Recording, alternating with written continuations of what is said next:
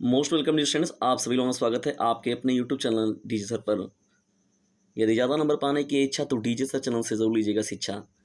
बहुत से प्रिय विद्यार्थियों का डिमांड था कि सर अर्थशास्त्र के दीर्घोत्तरीय प्रश्नों की श्रृंखला पर बात करिए, तो आज का सेशन आप लोग के लिए है और दीर्घोत्तरीय प्रश्नों पर डिस्कशन किया जाएगा। डिस्कशन पहला देखिए प्रश्न क्या शामिल किया गया और दूसरा प्रश्न जो है मैं वो भी डिस्कस करूंगा, लेकिन पहला प्रश्न देखिए क्या है। डिस्कशन मांग के नियम पर हम लोग बात करने जा रहे हैं। ठीक है, मांग का क्या अर्थ है, मांग के नियम की व्याख्या कीजिए। ये डिस्कशन देखिए बहुत ही पॉपुलर क्वेश्चन है, पूछना एकदम अनिवार्य है। ये प्रश्न अति लघु में, लघु उत्तरी में या दीर्घ उत्तरी में कहीं ना कहीं देखने को ये प्रश्न जरूर मिल जाएगा। देखिए अथवा में प्रश्न करके फिर पूछा है मांग की परिभाषा दीजिए, उन परिस्थितियों को बताइए जिनमें किसी वस्तु की मांग और उसके मूल्य में कमी होने पर नहीं बढ़ती। मांग के नियम की व्याख्या करते हुए स्पष्ट कीजिए मांग वक्र बाईं से दाईं ओर झुकता है। मांग के नियम को समझाइए, क्या यह नियम सभी दशाओं में लागू होता है। ठीक है, तो ऐसे किसी भी तरीके से आप लोग को प्रश्न जो है घुमा फिरा कर पूछ सकता है। ठीक है, तो डिस्टेंस से याद रखिएगा, यदि ज़्यादा नंबर पाने की इच्छा तो डीजे से चैनल से जरूर लीजिएगा शिक्षा। ठीक है, डिस्टेंस एक लक्ष्य के साथ आप लोग इस चैनल से स्टडी कीजिए, क्योंकि और बोर्ड में आप लोगों को आपकी अलग पहचान बनाने के डिस्टेंस ये चैनल है जो कि आप लोग के लिए निरंतर संघर्षशील है। मांग के नियम और अर्थ की हम लोग बात करें डिस्कशन देखिए, तो मांग का अर्थ या परिभाषा क्या होता है, चलिए पहले इस पर डिस्कस करते हैं। तो डिस्कशन देखिए यहाँ पर एक दो जो महत्वपूर्ण जो अर्थशास्त्री हैं उनके अनुसार भी यदि आप लिखते हैं तो एक अलग आप अपना इमेज बनाते हैं, ये अलग तरीके का एक प्रभाव बनता है एग्जामिनर के ऊपर। तो इसलिए एक दोनों का अपने तरीके से जो बातें हैं वो भी बताना भी चाहिए। देखिए पेंशन ने क्या बताया था मांग के बारे में, मांग के अर्थ के बारे में, कि मांग का कहना, उनके पेंशन के अनुसार क्या कहना था कि मांग केवल एक सम प्रभावी इच्छा है। क्या है? एक सम प्रभावी इच्छा है। ठीक है, अगर देखा जाए जे.एस. मिल के अनुसार अगर देखा जाए तो मांग शब्द से हमारा आशय मांगी गई मात्रा से होनी चाहिए, यानी किसी वस्तु का हम डिमांड कर रहे हैं, मांग रहे हैं उसको, तो उसकी मात्रा से होनी चाहिए और ध्यान रखना चाहिए कि यह कोई निश्चित मात्रा नहीं है, वरन सामान्यतः कीमत के अनुसार परिवर्तन होती रहती है। मतलब कहने का मतलब क्या है, सामान और कीमत के अनुसार जो है इसमें उतार चढ़ाव देखने को मिलता है। ठीक है, वस्तु की डिमांड में या तो वस्तु कैसे किस तरीके से है। बेनहम के शब्दों में देखा जाए तो इस तरीके से जैसे देखिए सभी लोगों ने अपने अपने मत दिए हैं, तो एक दो लोगों का आप याद रखिएगा ताकि आप लोगों को ये यूज कर सकें आप लिखने में अपने। चलिए डिस्कशन बढ़ते हैं आगे यहाँ पर और देखते हैं मांग के नियम को और अच्छे समझने का प्रयास करते हैं। देखिए मांग के नियम को एकदम ध्यान समझिएगा, एक बार यदि आप लोगों ने समझ लिया तो आप इसको अपने विचारों में भी लिख सकते हैं। देखिए मांग का नियम क्या कहता है, यदि डिस्कशन हम लोग थोड़ा सा इस पर ध्यान देखिए, हम मांग सारणी या मांग वक्र को ध्यानपूर्वक अध्ययन करें तो मूल्य तथा वस्तु की मांगी गई मात्रा में एक संबंध दृष्टिगोचर होता है। भाई जाहिर सी बात है, वस्तु की मांगी गई मात्रा जो होती है और उसके मूल्य में एक संबंध जो प्रदर्शित करते हैं, जो एक नियम जो प्रस्तुत करते हैं, उसे ही हम लोग मांग का नियम कहते हैं। वह यह कि मूल्य के परिवर्तन के साथ वस्तु की मांगी गई मात्रा में भी परिवर्तन हो जाता है। ठीक है, यानी कहने का मतलब क्या है कि मूल्य के परिवर्तन के साथ मांगी गई वस्तु की मात्रा में भी परिवर्तन हो जाता है। तो इसे ही देखा जाए डिस्टेंस, तो यदि किसी वस्तु के मूल्य तथा उसकी मांगी गई मात्रा के संबंध को ही कहा जाता है मांग का नियम कहते हैं। क्या कहते हैं डिस्टेंस? मांग का नियम उसे ही हम लोग कहते हैं, यानी किसी वस्तु के मूल्य तथा उसकी मांग की गई मात्रा के संबंध को मांग का नियम कहते हैं। कहने का मतलब क्या डिस्टेंस को आइए हम लोग समझते हैं थोड़ा सा अलग तरीके से। जैसे आप सभी लोग अगर देखते हैं कोई सब्जी वगैरह कोई देखते हैं आप लोग, जैसे इस समय में देखा जाए तो अगर नेनुआ सब्जी हो गया, भिंडी हो गया, तो पता चला भिंडी इस समय 100 रुपये किलो होगा और कभी ऐसा भी रहता है कि 5 रुपये 10 रुपये किलो रहता है। तो 5 रुपये 10 रुपये किलो कहने का मतलब उसकी क्रय और विक्रय से, यानी उसके मूल्य पर भी उसकी मात्रा को डिपेंड करता है। यानी जब वस्तु की कीमत कम रहती है तो बेसिकली हम लोग देखते हैं कि उसकी मात्रा जो होता है हम लोग ज़्यादा ले लेते हैं। ठीक है, और जब रेट बहुत ज़्यादा हाई रहता है तो हम लोग पता चला कि वो महीने महीने बीत जाएगा, लेकिन हम लोग क्या वो नहीं पकेगा। तो कहने का मतलब क्या डिस्टेंस की मांग का नियम इस प्रकार से वो वर्क करता है। ठीक है ना, तो कहने का मतलब क्या डिस्टेंस की ये बात निकल कर आई कि किसी वस्तु के मूल्य तथा उसकी मांग की गई मात्रा के संबंध को जो नियम बताता है उसे ही हम लोग मांग का नियम कहते हैं। यह नियम बताता है कि यदि अन्य बातें समान रहें, अगर समान रहें तो अधिक मूल्य पर किसी विशेष वस्तु की कम मात्रा क्रय की जाएगी। अधिक मूल्य रहेगा, भाई जाहिर सी बात है, अगर मूल्य अधिक रहेगा तो वस्तु विशेष की कम मात्रा क्रय की जाएगी, मतलब कम से कम खरीदा जाएगा। ठीक है, और कम मूल्य पर उसकी अधिक मात्रा क्रय की जाएगी। भाई कम दाम रहेगा तो लोग सोचते हैं स्टॉक बना के रख लो भैया, कम है इस समय सस्ता है, बाद में महंगा हो जाएगा तो दिक्कत हो जाएगा। ठीक है ना, तो कम मूल्य पर उसकी मात्रा क्रय की जाएगी। तो देखिए डिस्टेंस यहाँ पर ये महत्वपूर्ण रूप से इस तरीके से मांग का नियम जो होता है वो वर्क करता है। कहने का मतलब क्या होता है कि वस्तु का जो मूल्य होता है और वस्तु की जो मांग होती है, उन दोनों के बेस पर, यानी उन दोनों को मिलाकर जो बात होता है उसी को हम लोग कहते हैं मांग का नियम। अगर अधिक मूल्य पर रहेगा तो वस्तु की जो वस्तु विशेष रहेगा उसका कम मात्रा खरीदा जाएगा, क्रय किया जाएगा, और जब कम मूल्य रहेगा तो उसकी अधिक मात्रा क्या की जाएगी, क्रय की जाएगी। एक तरीके से कहा जाए तो ये इनडायरेक्टली प्रोपोर्शनल हो जाएगा ना, मतलब इनवर्सली प्रोपोर्शनल हो जाएगा, व्युत्क्रमानुपाती हो जाएगा, ठीक ना। आइए हम लोग समझते हैं एक बहुत बड़े महत्वपूर्ण अर्थशास्त्री जो उनका नाम था मार्शल। तो मार्शल के शब्दों में देखा जाए उन्होंने क्या बताया था मांग के नियम के बारे में। मैंने पहले बताया कि अगर किसी विशेष व्यक्ति का अगर आप नाम लिखकर कुछ डिफरेंस वगैरह को बताते तो आप एक अलग तरीके का इमेज जो है वो एग्जामिनर पर क्रिएट करते हैं। किसी वस्तु की अधिक मात्राओं की बिक्री के लिए, देखिए किसी वस्तु की अधिक मात्राओं की बिक्री के लिए उसके मूल्य में कमी होनी चाहिए। मार्शल साहब का कहना था कि भैया आप अगर, ताकि उसे अधिक ग्राहक मिल सके। आजकल देखिए मार्केटिंग करने का ये बहुत बड़ा ट्रेंड हो गया है कि किसी वस्तु की अधिक मात्रा अगर बिक्री करना चाह रहे हैं आप लोग तो उसके मूल्य में आप लोग को कमी करना ही पड़ेगा, निश्चित तौर पर करना पड़ेगा, ताकि उसे अधिक ग्राहक मिल सकें। भाई स्वाभाविक है, क्योंकि देख रहे हैं आप लोग की बिजनेस की दुनिया है, पूरा मारा मारी हुआ है, और एक से एक ही सामान की पता चला कि न जाने सैकड़ों कंपनियां, हजारों कंपनियां देखने को मिल रही हैं।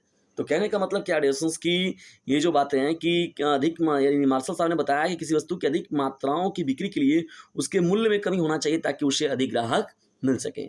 दूसरे शब्दों में अगर देखा जाए डिस्टेंस, तो उन्होंने क्या कहा कि मूल्य के गिरने से मांग बढ़ती है और मूल्य के बढ़ने से मांग घटती है। देखिए एक ही चीज़ को बार बार कहा जा रहा है डिस्टेंस, बार बार कहा जा रहा है, अलग अलग लोगों के नज़रिए से बताया जा रहा है, लेकिन बातें जहाँ आप लोग देख रहे हैं एक ही बात को बार बार घुमा फिरा कर बताया जा रहा है, ठीक है। अब देखिए टॉमस साहब ने क्या बताया इसी चीज़ को, यानी मांग के नियम को टॉमस साहब ने क्या बताया, किस तरीके से बताया कि एक निश्चित समय पर प्रचलित मूल्य पर वस्तु अथवा सेवा की मांग उससे अधिक होगी जितनी कि उससे ऊंचे मूल्य पर होती है। तो कहने का मतलब क्या, इन्होंने भी देखिए वही बात कहा है, लेकिन इन्होंने ला दिया एक निश्चित समय अंतराल को ला दिया कि भाई निश्चित समय अंतराल का मतलब हो गया, जैसे जब जाड़े का स्टार्टिंग होता है तो उस समय देखते हैं आप लोग के छेमी वगैरह कितना महंगा होता है, लेकिन जब जाड़ा मतलब बीच चुका रहता है कुछ, तो उस समय देखते हैं कितना ज़्यादा हेलाहेल हो जाता है। तो इसी तरीके से कहना है उन्होंने, देखिए इसी अपेक्षाकृत कम मूल्य पर जितनी वह होती है उससे कम होती है, ठीक है। तो इस तरीके से देखिए मार्शल साहब ने ज़्यादा क्लियरिफाई किया हुआ था, एकदम इसी तरीके से मांग के नियम को उन्होंने बताया है, ठीक है। मार्शल साहब का जो याद रखिएगा, भूलेंगे नहीं आप लोग। चलिए बढ़ते हैं आप लोगों को आगे लेकर और देखते हैं दोस्तों यहाँ पर मांग के तत्वों के बारे में। देखिए मांग के नियम में जब आप आगे बढ़ेंगे तो मांग के कौन कौन से महत्वपूर्ण तत्व हैं, इन तथ्यों पर हम लोग बात करें। देखिए अगर परिभाषा के अनुसार देखा जाए तो मांग के मुख्य रूप से देखा जाए तो 3 आवश्यक तत्वों का होना आवश्यक है। पहला क्या है, आवश्यकता या प्रभावपूर्ण इच्छा। आवश्यकता या प्रभावपूर्ण इच्छा, किसी वस्तु के मांग के लिए पहली बात यह है डिस्टेंस की उसके लिए आवश्यकता हो, मतलब वो जो वस्तु है उसकी कितनी उसको आवश्यकता है, कितनी उसकी सार्थकता उस व्यक्ति को है। तो देखिए 3 बातें महत्वपूर्ण रूप से उस पर डिपेंड करती हैं। देखिए यहाँ पर इच्छा, यानी व्यक्ति में वस्तु के लिए इच्छा हो, यानी व्यक्ति जो हो उस वस्तु को खरीदने के लिए पूरी तरीके से दृढ़ हो। इच्छा पूर्ति के साधन, कहने का मतलब क्या, व्यक्ति के पास इच्छा पूर्ति के साधन हो, पर्याप्त साधन हो, यानी इसको खरीदने के लिए उसके पास पूरा व्यय करने का पूरा जो खर्च है, अमाउंट है, पूरा उसके पास रहे, यानी इच्छा पूर्ति का साधन भी उसके पास हो, ठीक है।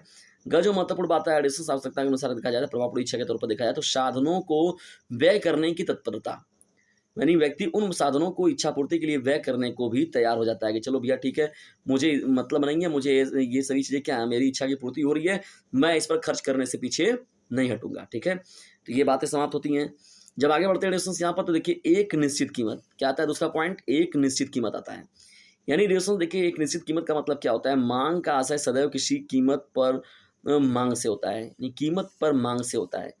भाई जब तक मांग को किसी कीमत से संबंधित न किया जाए तब तक मांग शब्द का कोई अर्थ नहीं होता है। भाई स्वाभाविक है, ये चीज़ें देखने को भी मिलता है, हर चीज़ों का भी भाई कोई ना कोई रेट एक बना हुआ है। जैसे हम माचिस लेने जा रहे हैं, कापी लेने जा रहे हैं, पेंसिल लेने जा रहे हैं, किताब लेने जा रहे हैं, ड्रेस लेने जा रहे हैं, कुछ भी यदि हम खरीद रहे हैं तो उसका एक मानक है, एक उसका मांग है, यानी उसकी एक कीमत है, तभी उस वस्तु की मांग के तौर पर भी बातें होती हैं। यानी मांग यानी कीमत के बिना अगर देखा जाए तो मांग शब्द का कुछ भी अर्थ नहीं, यानी वो अर्थहीन हो जाएगा, ठीक है ना। उदाहरण के अगर देखा जाए, उदाहरण के स्वरूप अगर आपको समझाने का प्रयास करें हम लोग तो देखिए मेरठ में क्या है, संतरों की दैनिक मांग 1 क्विंटल है। क्या है, दैनिक मांग जो है वो 1 क्विंटल है। यह निरर्थक कथन है, ये एकदम निरर्थक कथन है, ठीक है। हमें साथ में यह भी कहना होगा कि यह मांग किस कीमत पर है।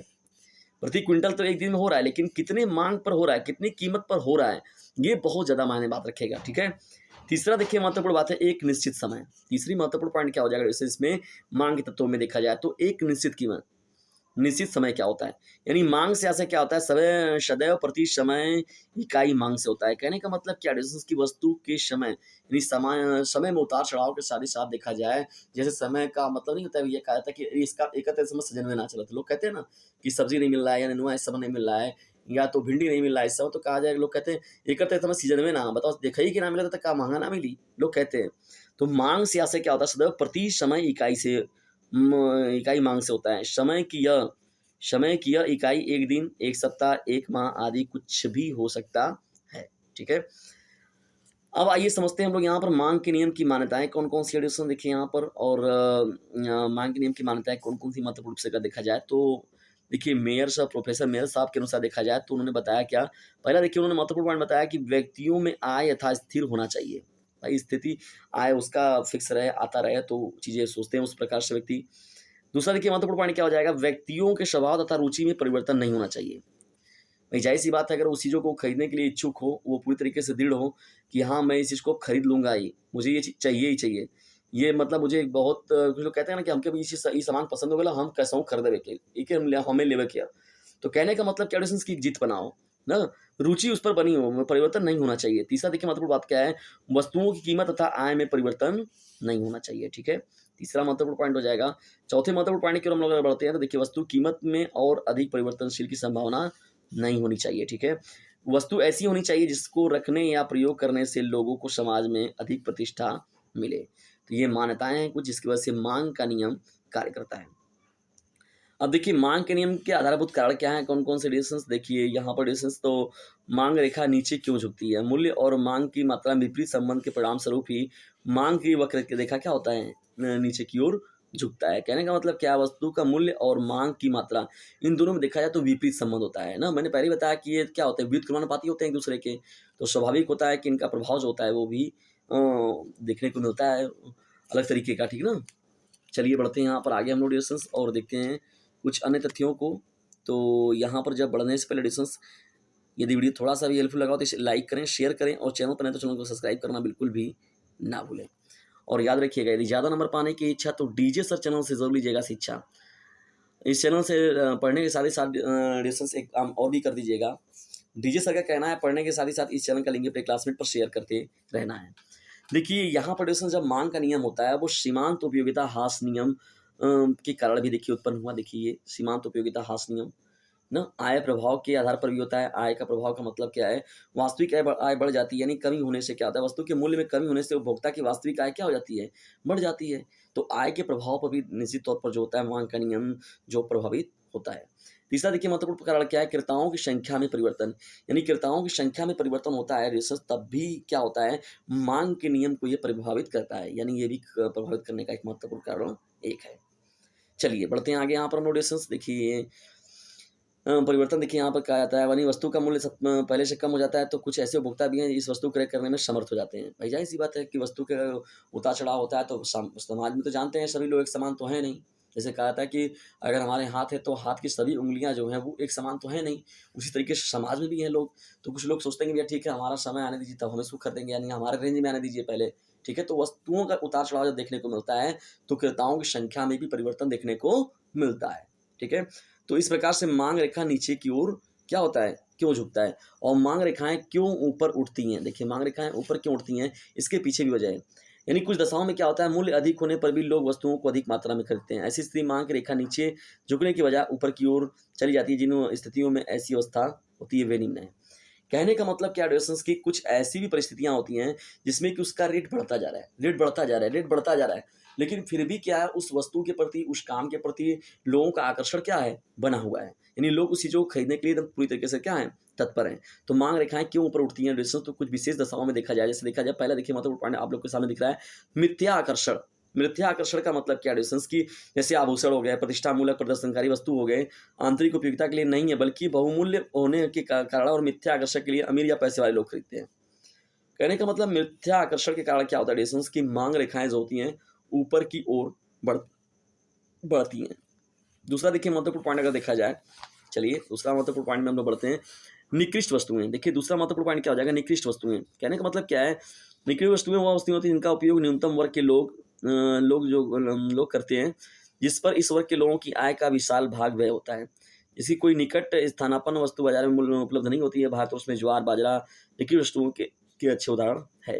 तो ये भी इसकी वजह से देखिए मांग रेखाएं क्या होती हैं, ऊपर की ओर बढ़ती हैं। तीसरा देखिए महत्वपूर्ण पॉइंट क्या हो जाएगा, वस्तु की किस्म में सुधार का प्रभाव। यानी वस्तु में अगर परिवर्तन किया जाए, वस्तु का किस्म है जो भी वस्तु है, तो उसके कई टाइप्स अगर आ जाते हैं, अलग अलग तरीके की प्रजातियां जब आ जाती हैं, तो उससे भी क्या होता है, ये जो मांग रेखाएं ऊपर की ओर बढ़ती हैं। ठीक है ना। इसने कहा था भैया ब्रांडेड है, ये चीज़ बड़ी बढ़िया है, इम्पॉर्टेंट है।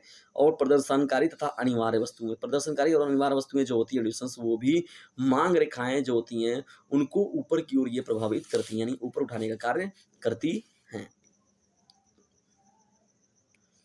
तो डिस्टेंस ये रहा आज का महत्वपूर्ण सेशन आप लोग को। आज का ये महत्वपूर्ण सेशन आप लोग कैसा लगा, इसके बारे में कमेंट बॉक्स में जरूर बताइएगा।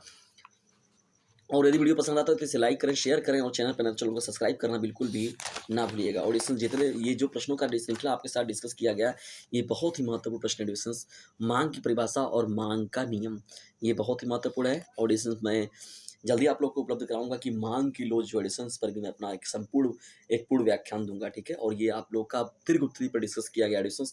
अगर दीर्घ उत्तरी को आप ध्यान सुन लेते हैं तो अति लघु उत्तरी तो आपका हवा में उड़ जाएगा, पता भी नहीं चलेगा। मतलब आप उसको बहुत बेहतर तरीके से लिख जाएंगे। और लगभग मैंने 40 लेक्चर ऑलरेडी दे रखे हैं अर्थशास्त्र के, उन सभी को जाकर देखिए। डिस्कस किसी को छोड़ना मना है, एकदम छोड़िएगा नहीं। जल्दी मिलते हैं किसी अन्य वीडियो में किसी अन्य टॉपिक के साथ। तब तक के लिए टेक केयर, बाय, जय हिंद, जय भारत।